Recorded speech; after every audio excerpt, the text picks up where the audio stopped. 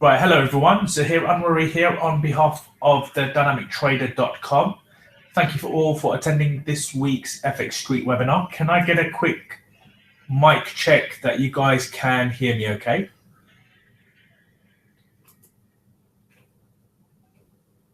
I don't know which box I'm looking in, but I'm assuming administrator, I'm good to go. You guys can hear me. Mic okay, brilliant, fantastic. Okay. Before we actually get into the main part of the webinar, I'd like to direct you guys quickly to a website that I have created, which is videos.apprentice.live/about. This is just about a sort of course, a dynamic trader course that we have developed for non-members. I'll tell you more about it towards the end of the webinar, but just bear in mind, guys, that there is this website now live and for you guys to peruse. I've had a lot of people asking me about it, and it is now live. It's gone live since the beginning of 2016. So this website is now up for you guys to have a look at and see what it's all about. Okay. I'm now just going to quickly go to eSignal. Okay. Can you guys see my eSignal screen?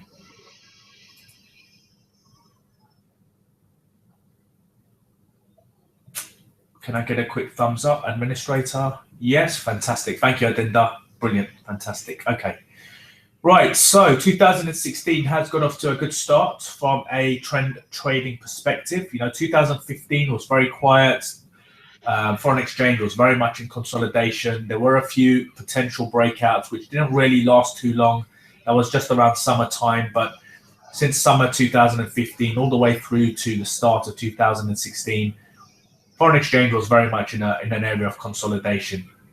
The longer the consolidation, the bigger the breakout. So if a market is consolidating for months at a time, when they do break out, we expect the trends to be in play for months at a time. So the longer the consolidation, the bigger the breakout. 2016 so far hasn't disappointed. We've seen some good moves in the markets. A lot of the currencies that I was analyzing on these FX Street webinars every month, those currencies have all come good. They've all broken out, and they've all broken out into trend. Okay, so let's go ahead and do some analysis. Let's see what's happened since last week when we last did the analysis. Okay, so what you can see in front of you is, of course, my typical chart setup. A lot of regular guys should be familiar with this. New guys, I'll just quickly break it down for you. What you can see is a 4-screen setup. Watch list on the left-hand side, monthly with the major levels of support and resistance on the top right corner, the weekly chart with the weekly 200 moving average, and the dynamic trader proprietary trend filter giving us areas of bullish trend and bearish trend on the weekly, and on the daily chart also the 200 moving average and the dynamic trader trend filter giving us areas of bullish and bearish trend. So what I'm looking for is the monthly to really give me areas where the trend can develop. If I just open up the monthly chart, you can see very clear areas of support and resistance. A mistake that a lot of people make is they go down to a lower time frame to draw support and resistance, maybe on the 4-hour, the 1 hour. What you guys have to remember is that the lower down you go, the more candlesticks you have to deal with. If there's more candlesticks, there's more noise, then the question then has to be asked, which are strong levels, which are weak levels? And it just becomes quite confusing and quite messy. By drawing your support and resistance on the monthly time frame, you get a very clear indication of reversal levels and also a good indication of levels that price can move towards. So if we look at current price action, this is the Aussie dollar, US dollar on the monthly chart, we can quite clearly see that the trend is down. The next real level of support in terms of the trend field and the proprietary tool is this support here. If it clears that, then it'll be this support here. The distance between here and here is 1,000 pips. The distance between here and here is 1,000 pips. So you can see that I'm getting a very clear picture of what price action has done in the past. And this will then give me very good support and resistance levels going forward. Okay. The weekly and the daily time frame is where I look for trend alignment. So I'm looking in a bear trend. I want price to be below the weekly and the daily 200 moving average. So that gives me a bearish bias. Now, remember, the 200 moving average is a moving average that was used before the internet. So this isn't my logic. This is logic that's been in existence for decades. even before the internet. And the 200 moving average was proven to give a very clear indication of the long-term trend. So what traders used to do before the internet was go long above the 200, go short below the 200. And they didn't go against that logic. I use that exact same logic today, except I'm using the weekly and the daily time frame in unison. So I want the weekly to be below the 200, the daily to be below the 200. So I have a very strong bearish bias, or above the 200 on the weekly, above the 200 on the daily for a strong bullish bias.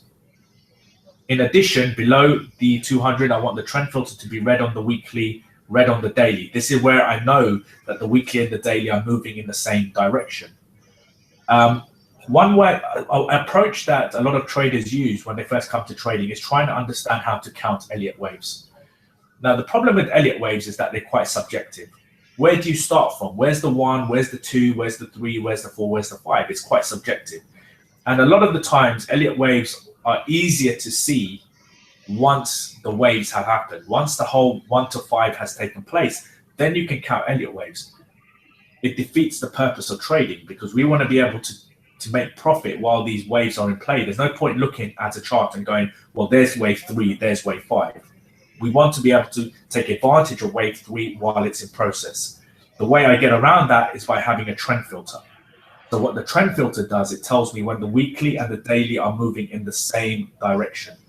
That is what I'm looking for.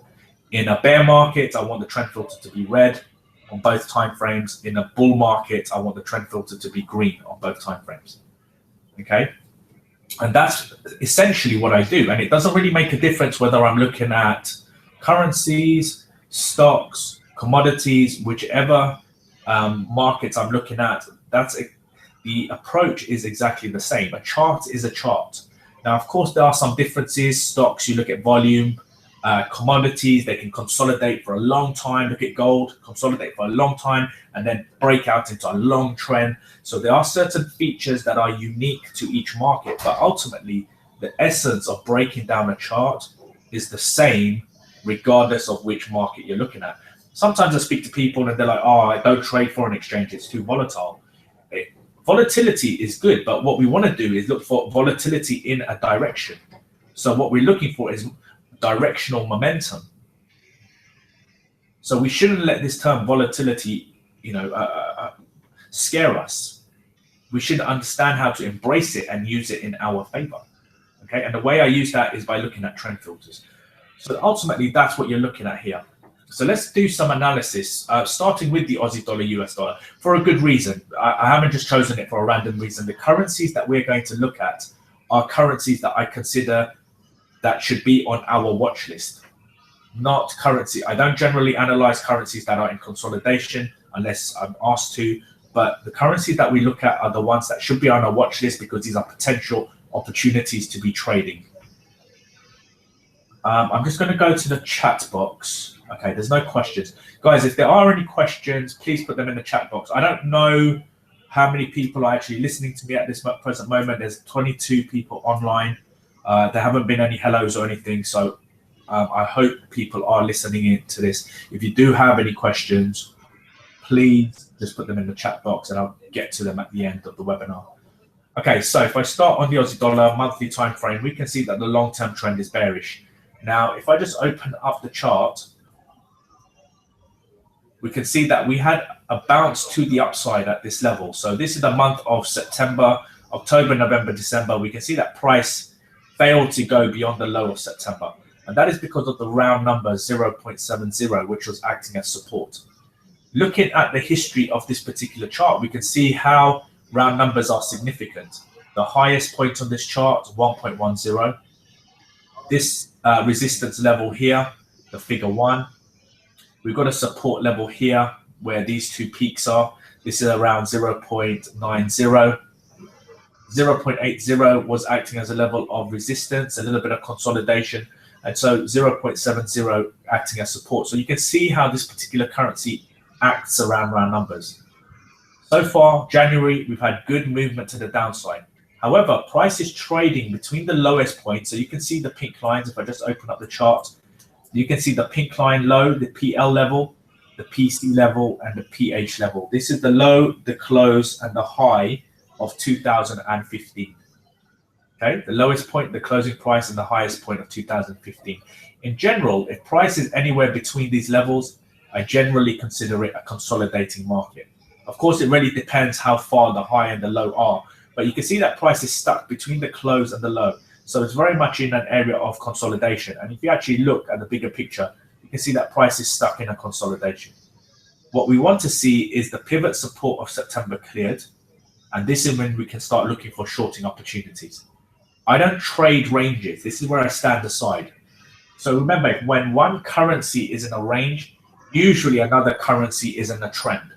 But this looks like a potential to break out at some point in the near future. If this does break out, then we could see price move to 0.60 being the next round number, and then 0.50. Round numbers are very significant. You can see that 0.60 was a support level. You can see that 0.50 was a support level. So potentially there's 2,000 pips for this trend to cover if we get that breakout to the downside. On the weekly time frame, price is trading below the weekly 200 moving average. So we have the bearish bias. The trend filter is red. If we look at the trend filter on the weekly, it's been red since September 2014. So it's been red for well over a year, almost a year and a half now. Move to the downside. Look at the consolidation. Consolidation has been in place since around August, September. Several weeks of consolidation. Now, on the daily time frame, it's starting to look interesting. We're below the daily 200 moving average, so we have the bearish bias. Trend filter is red. Look at the momentum to the downside. Look how much space it's covered in the last few days. Currently struggling, and that happens. After every move, price goes through a breather or a consolidation or a potential flag formation. Round number, 0.70, support level here, and a support level here. Hence why we're starting to see a bit of struggle, and that's natural. However, what we should favor is a break to the downside. The trend is your friend. Of course, it's not guaranteed, but that is the direction. That is a bias that we always want to have. Weekly is bearish, daily is bearish, trend filter is red on the weekly, trend filter is red on the daily. A break and a close below this pivot support, which is the low of September, we can start looking for shorting opportunities. Okay, standing aside for now. Now, I know range traders, you may have a different approach, day traders will have a different approach, but from a long-term trend trading perspective, this is not one that I want to get involved in just as yet. Okay, but remember, guys, the longer the consolidation, the bigger the breakout. This consolidation has been for 1, 2, 3, 4 months. If it breaks to the downside, we could see 4, 5, 6 months of trend. Okay. Let's move on to the next currency. This is the US dollar, Canadian dollar. Start with the monthly time frame. Long-term trend is bullish. That is the direction that we want to be going in. The US dollar, Canadian dollar is a currency that regulars to this webinar should be familiar with. I've been covering this since we were struggling around this level here. Even before that, when price was below 1.30, even before that. So we could see that price cleared 1.30, came to retest it. It held as a support level with a bounce to the upside in the month of November, December, a good continuation, and January continuation. We're trading above the high of 2015, so that's giving price a bullish bias. We now want to see price move towards 1.50. If it clears this level, 1.60. If it clears this level, 1.7, even the high of the figure 2. Those are the kind of the levels that we want to see price moving towards. Weekly time frame, trading above the weekly 200 moving average. Trend filter is green. On the daily time frame, trading above the daily 200 moving average. Trend filter is green. Look at the momentum to the upside. Good, clean momentum to the upside. Since price broke out of this consolidation, so this high point here, price broke out. When did price break out? Let's have a date. Price broke out on the 7th of December. The beginning of December, price broke out. We had momentum to the upside. Price came to 1.4, round number. Bit of resistance. bounce to the downside, bit of a messy flag formation, a bit more of a breather, and then we had another move to the upside. This is what we want to see continue. We really want to see a neat linear trend. And that neat linear trend has really happened from here. We had a move to the upside, pullback, breakout, a little bit of a sideways movement, and that was through November, December. And then we had this leg to the upside, pullback, another breakout, and we want to see this continue. Trend, pullback, breakout, trend, pullback, breakout. Every time it pulls back and it breaks out, it allows us to add another position. We can compound. I actually have positions running since price cleared 1.30. So I've got positions running since around this level here.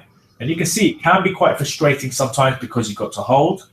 But I've got multiple positions, all in very good growth, all running since August. You can see now how these are now returning a good profit. The challenge that a lot of traders face when they first come into trading is they want instant gratification. They're in the trade, they want to make money, they want to get out. And it's that sort of 9 to 5 mentality that we come with, which is, I'm going to work a certain number of hours, I want to get paid for that. Trading doesn't work that way. In trading, money is made in periods. A lot of people turn to day trading because they want to make money very quickly.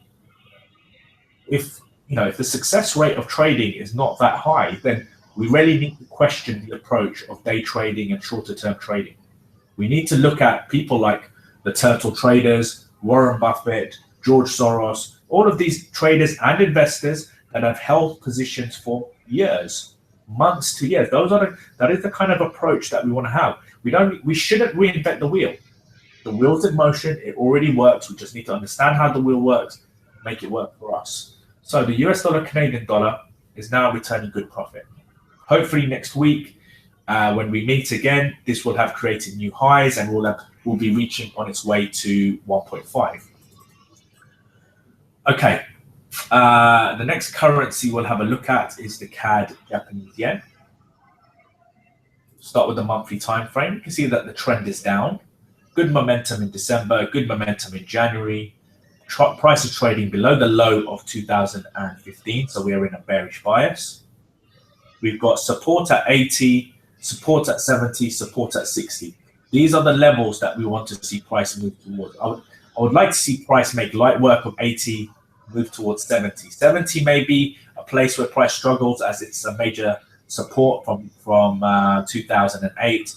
But we'd like to see it clear this level. Remember, support and resistance levels, they get broken when price is in a trend, and then ideally move towards 60 and then 50.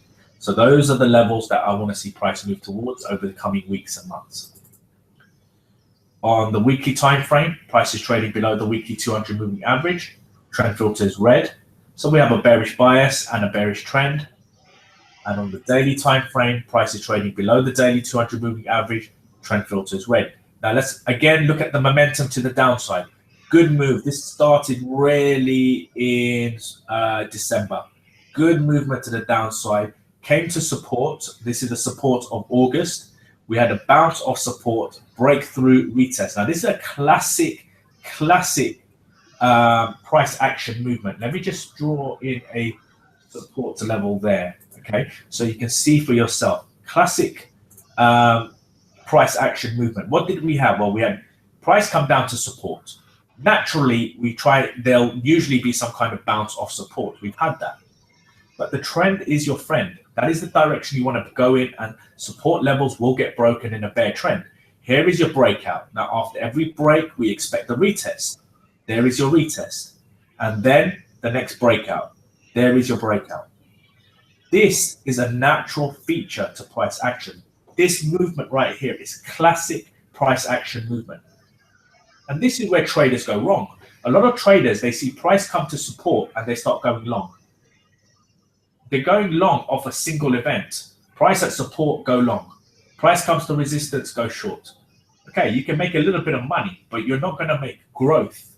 You're not going to make exponential compounded growth. That can only happen going in the direction of the trend, holding positions, adding new positions. Okay, so looking at the direction of the trend being down, I've got positions running. My position got triggered at the start of the year. these positions rather. I have multiple positions running now. As and when price starts to break out further, this is when I'll start adding further positions. So we can see price is currently going through a little bit of a flag formation, potential bearish flag formation, breather. If we see a breakout to the downside, this will be a continuation. If you're not in this will be an entry point. Okay, that is the CAD Japanese Yen. I'm just going to check if there's any questions. Still no questions coming through. Okay, let me continue to the next currency. The next currency we'll look at is the euro dollar. I look at the euro dollar just because I know everyone likes to trade it. The euro dollar is something that you should not be trading. Why? If we look at the monthly chart, price was in a bearish trend, long-term bearish trend, very profitable period. But look at what it's doing at the moment. It's just consolidation. Really where you want to be standing aside. When the US dollar, Canadian dollar is in trend, the CAD Japanese Yen is in trend, euro dollar is in consolidation. You don't want to be trading it. You want to be standing aside. When it breaks out, and ideally to the downside, because the trend is down, we'd like to see a breakout to the downside. We'd like to see it clear the figure 1. If it clears the figure 1, then we would like to see price move towards 0.9, 0.80, 0.70, 0.60, even 0.50. Those are the levels. So I'm happy to wait for price to clear 500 pips for me to then target several thousand pips. The element of patience is where a lot of people struggle. They think that they are traders, and so if they are traders, they should be pulling trades on a daily basis. Remember, don't trade for the sake of it. Trade when conditions are right. Standing aside is also a position. You're still trading. Standing aside is still a position. On the weekly, price is trading below the weekly 200 moving average, so we have the bearish bias. The trend filter is red, but if we look at the daily, even though it's below the daily 200 moving average, the trend filter is green. So the weekly and the daily are not moving in the same direction. So that for me is one reason to stand aside. But the main reason to really be standing aside is that price is just going sideways. We've got a resistance level here, we've got resistance level here, we've got resistance level here. And we've got a support level here, here, and this support level here. So you can see price is just going sideways. We look at the trend. This is that long-term bearish trend where price fell from the high of 1.40 all the way down to 1.10 around that level. If price breaks below this support of March, this is when we can start potentially looking for shorting opportunities. For me, I'm going to wait for it to clear the figure 1. If it breaks up to the upside and it clears this resistance and it clears the round number 1.2, this is when I will start looking for potential long opportunities. For now, this is not a good looking setup or a good looking chart. Okay, next currency we'll have a look at is the pound dollar. Right, start with the monthly time frame. We had good momentum to the downside. This is when I last traded it. Good momentum to the downside. Had a bounce off 1.5 support. I got stopped out around this level here. I haven't been trading this since. It just hasn't looked good from a trend trading perspective. However, price is now weakening. We've had 3 months of weakness to the downside. It's trading below the low of 2015. So we are in bearish territory. However, we've got support here. We've got round number support, and we've got this support here as well. So I've got 3 support levels: pivot support, round number support, and pivot support. This is from 2009. This is from 2010. As a trader, as a trend trader, I'm always looking for the path of least resistance. The path of least resistance. I've got support here, I've got round number, and I've got support here. There's 3 support levels in a way. This is just not looking interesting compared to the US dollar, Canadian dollar, compared to the CAD Japanese Yen. Hopefully this momentum to the downside will continue. Once it breaks through this pivot support, that's when I'll start looking to short it. I'm happy to stand aside because it could come here, bounce to the upside. It could come here, bounce to the upside. Instead, I'm going to wait for this support to be cleared and then hope to see this move towards the round number 1.0 and the figure 1. Those are the levels I want to see price move towards. That's a potential 3,000 pips. Patience is always rewarded. Okay, next currency we'll look at is the pound Japanese yen. Okay, so you can see that we had good weakness to the downside in December, in January, trading below the low of 2015. Let me just open that up. Trading below the low of 2015. So we are in bearish territory. It's currently at 170. It's finding support around this level. But we'd like to see momentum continue towards 160, 150, and then 140. Here is that support, which was created as a resistance from here. So we've got resistance, but remember, resistance becomes support. On the weekly time frame, price is trading above the weekly 200 moving average. So we have a bullish bias, but the trend filter is red, suggesting we have a bearish trend. This is not in sync. This is not in alignment. If we look at the daily, below the daily 200 moving average, trend filter is red. So the bias is not in sync because it's bullish on the weekly, but it's bearish on the daily. The trend filter is red on the weekly, the trend filter is red on the daily. So the trend is in alignment, but the bias is out of sync. What does that mean? Well, two things. If you're a conservative trader, you stand aside. So if I just open up the weekly chart, you stand aside until price breaks the weekly 200 moving average. So you're trading the US dollar, Canadian dollar, you're trading the Cad Japanese Yen, you're trading palladium, you're trading crude oil. You have trades already in play that have already set up and looking good from a trend trading perspective. Copper is another one. In foreign exchange, US dollar, Canadian dollar, Cad Japanese Yen. Now, if you're an aggressive trader, you would trade this against a major bias. That's fine because the monthly is telling you that there's clear space ahead. The daily is telling you below the daily 200 moving average, trend filter is red. Trend filter is red on the weekly. However, you're trading above the weekly 200 moving average. You have a lot of confluences in your favor. Monthly is looking good in terms of where the next level of support is. Daily is looking good in terms of bias and trend. Weekly is looking good in terms of trend. It's just that the bias is out of sync. You may choose to take this trend. You may have a way of entering into this, depending on what time frame you're using. If you are going short, be aware that you're going short against a major bias on the weekly. In which case, reduce your risk. If you're full risk, when you have full allocation of, when you have full confluence of events, and you can allocate full risk, that should be 2%, never more than 2%, maybe 3%, certainly not more than 3%. Then if you're going against the major bias, as you are in this case, then reduce your risk to 1% or 0.5%. But to go against the major bias, you really have to have a solid understanding of price action. You've got to know how you're going to manage your stop, where your entry point is, how your risk is. There's a whole other level of risk management, money management, stop management, exit management that goes along with trading that is very little understood in trading. Usually it's just about, hey, look, there's my entry, risk large, get out on a 1-to-1 ratio, make profit. There's a very sort of gung-ho cavalier approach to trading. There has to be a strategy, there has to be logic, there has to be a mechanical approach to this. There has to be algorithms, formulas. Everything has to be mechanical. There can't be any guesswork. It can't be subjective in any way, shape, or form.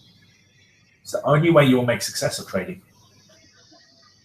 Okay, and the last currency that we'll look at, and that will be the New Zealand dollar, US dollar, just because, again, I've seen a lot of talk about this on social media. And a lot of the times, the people that I talk to or the people that I see talking away on social media, they're excited because they made 20 pips, 5 pips, 10 pips, 20 pips, 30 pips, very small amounts. So what they're focusing on is winners, the fact that they've won. And that usually comes from the fact that they've had so many losses that one winner is quite exhilarating. You want to get away from thinking of trading in terms of winning and losing. You want to think of trading in terms of profit and loss. Gamblers think of trading in terms of winners and losers. Traders think in terms of profit and loss.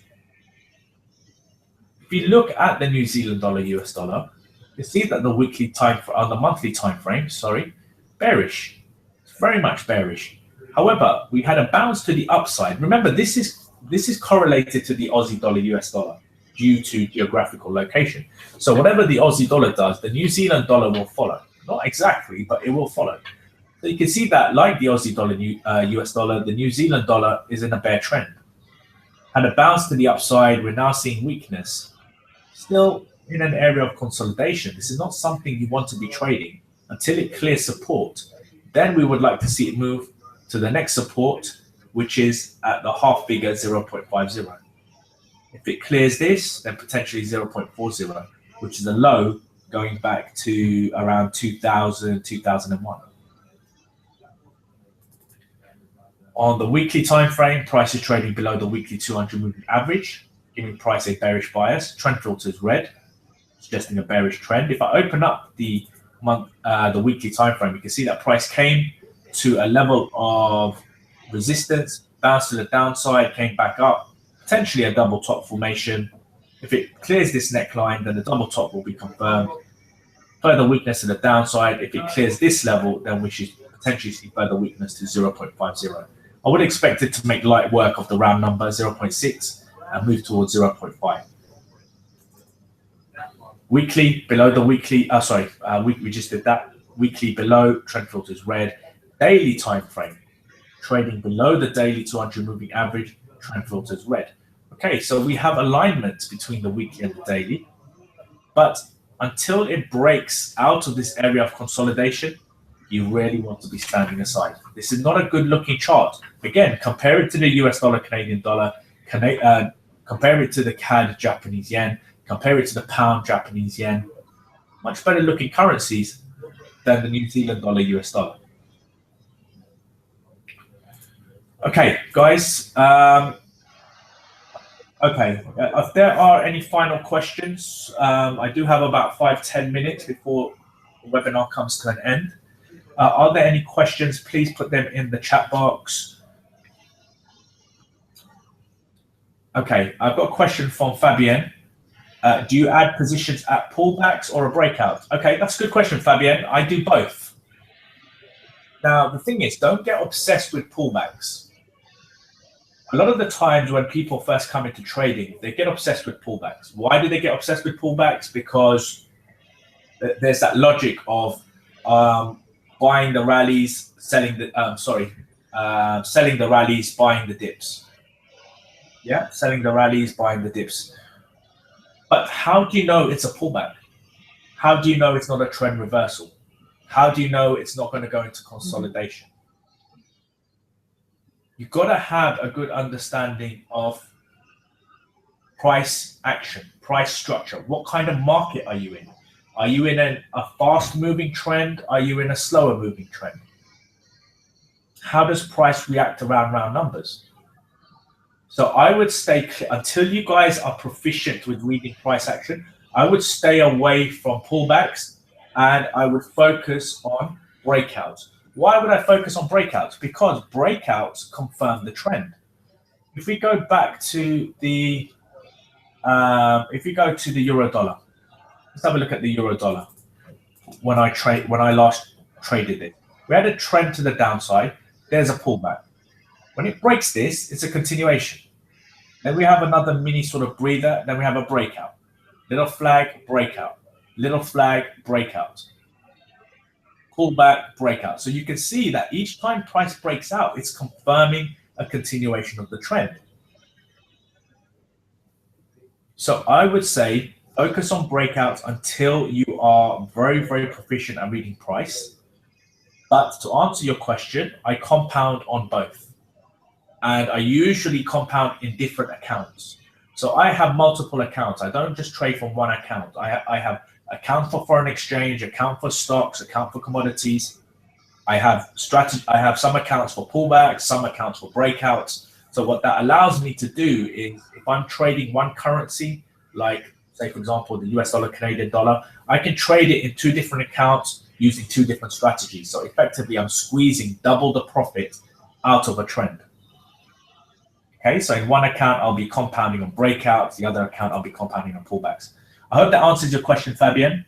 Since breakouts could be false, if you follow the trend pullback breakout, isn't it better to enter after pullback in the direction of trend, like shorting at support, turn resistance?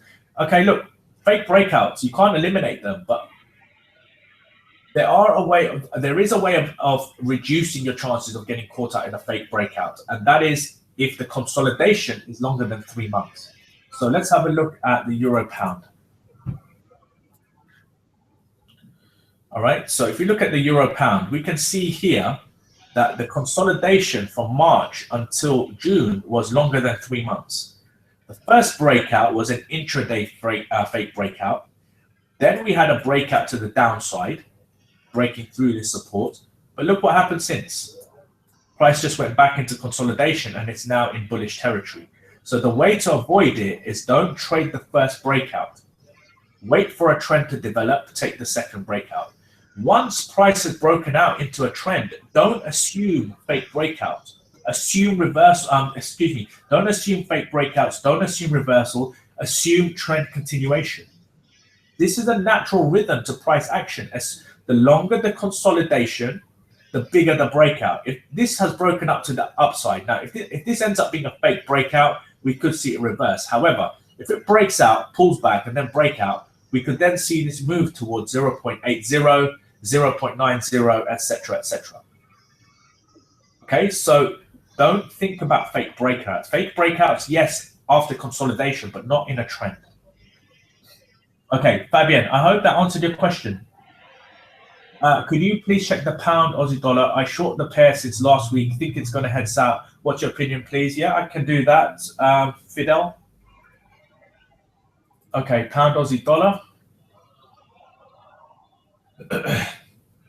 Okay, pound Aussie dollar. So if we look at the monthly time frame, we can see that the trend is down, but we've had a bounce to the upside. Why? Because it's come to a support level. This is the close of 2015, which is acting as support. It's bounced to the upside. Long-term trend is bullish. This could just be a correction before a continuation to the upside. So not looking great in terms of further weakness. On the weekly time frame, trend filter is green above the weekly 200 moving average. So the long-term trend is still bullish. The bias is bullish. On the daily, trading, the trend filter is red, suggesting a bearish movement. And it is kind of around the daily 200 moving average. Okay, it's currently bearish, but it's sort of up and down, up and down. So it doesn't really have a convincing bias to it. It is currently bearish, but this could shoot back up. In terms of a trading opportunity, the pound Aussie dollar is not something I would trade. This is something that's really, really important, guys. As a trader, portfolio management is essential. You have to know what to be trading.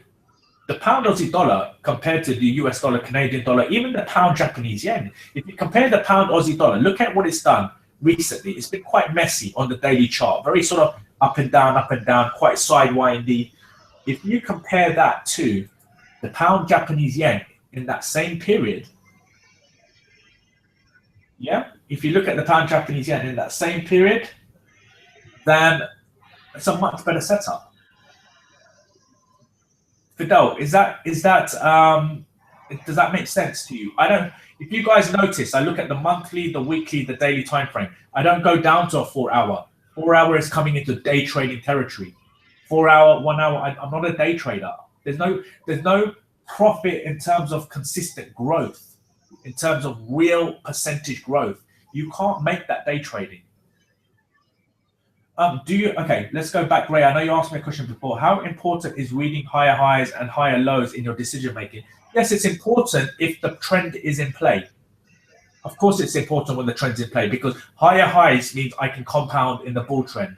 Lower lows mean I can compound in the bear trend. So yes, it is important, but on the daily time frame.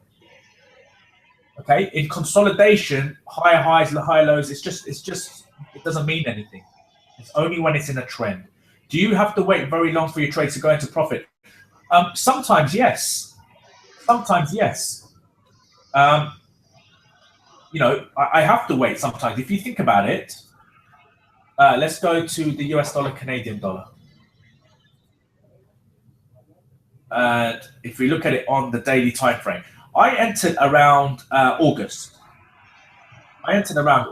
Okay, and it went into profit, a little bit of profit, and then price came against me. Then it came back in my favor, then it went sideways. This movement is from September until December. That's a 3-month period where I had to hold. But now look at the movement to the upside.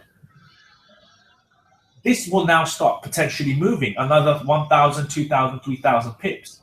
And if I have multiple positions running, a move of 2,000, 3,000 pips can equate to 10, 15,000 pips. And that means a single trend can grow my account by 25, 30, 35, 40%, a single trend.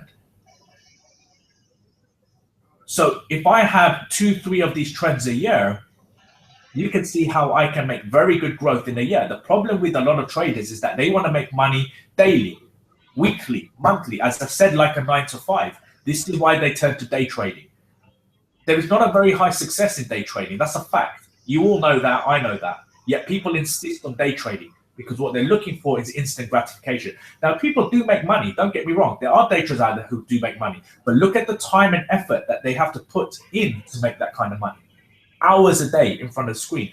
Life is far, for me personally, my time is far more valuable than staring at a screen all day.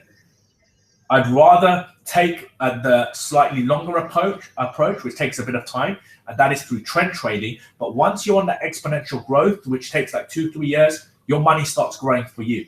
It starts working for you. And this is where I can then take control of my time and my money. I've been doing this since 2007. And each year, I've never had a bad year. I've never had a losing year. I've always had profitable years. And each year, I've made significant compound growth. Okay, I hope that answers your question, Ray. Okay, Fidel, great. You actually started trading on daily time frame. Yep, smart move, but move further up. Don't trade on the daily and that's it. Look at the monthly, look at the weekly. Look at what big brothers are doing. Monthly is your overall chart, your overall identification of price and structure. Your weekly and the daily. Weekly is big brother, daily is little brother. Whatever weekly is doing, the daily should be following. Okay, I do all of my entry and stop on the daily time frame. So my entry is done on the daily, my stop management is done on the daily. Okay, I don't go down to a lower time frame, guys. It's just too time consuming, too many candles, too much noise. Okay, guys, thank you so much for the questions. Fabian, Fidel, Ray, thank you so much. I do like interaction. There's people on here, I don't know whether they're just there by name and they're not actually sitting in on this webinar. But thank you guys very much for the questions, okay? So finally, just before I call time on this webinar, I'm just going to go to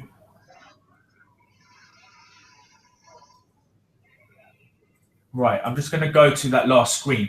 Okay, if you guys want to know more about how I trade in terms of how I manage my stops, how I manage my exits, how the logic behind my support and resistance levels, that tool, the proprietary tool that you saw, the red and the green one, if you want to know the logic behind it, if you want to know how to build your portfolio, if you want to know how to manage your exits, there's far more to trading than just technical analysis. A technical analyst is not a trader. A trader has a whole different skill set to him and to her. Okay, I've created the Dynamic Trader Apprentice course. Okay, please have a read of this. This is videos.apprentice.live/about. This is currently at £199 plus VAT per month. Okay, if you have a look at it, you have a lot going with this. Live training, clear understanding of technical analysis from a trend trading perspective. I'll be giving you strategies with exit, risk management, a video portal with a lot of material and content. Access to our cutting edge software, so the tools that you've seen, I'll be giving people access to that. And I've also got a private community which will be overseen by members of the Dynamic Trader community. Guys, you're going to get a lot of stuff here. So you can try it out for £199 plus VAT. If you like what you see, you can then look to go to the bespoke training. But you get a lot for that £199. So please check out the website. The first training session is this Sunday. And then I've got another training session the following weekend on the Saturday. All the details are on this webinar. Okay, if you're not following me on Instagram, fx.mentor is my Instagram handle. Please go to thedynamictrader.com for the main website. Please go to dynamictraders.com for blogs, currencies, commodities, stocks, a lot of blogs on there. Okay, and if you do want to contact me via email and you want to know more about anything to do with the way we trade and the Apprentice course, my email is zaheer@tdtpro.com. I'll just put it there in the chat box. Did it take a while for you to tune into longer term trading? Ray, all I've done is longer term trading. I've never done day trading. I tried it a little bit in the beginning. My mentor, he got me to do a little bit of day trading for a few weeks, but I hated it. I was too busy.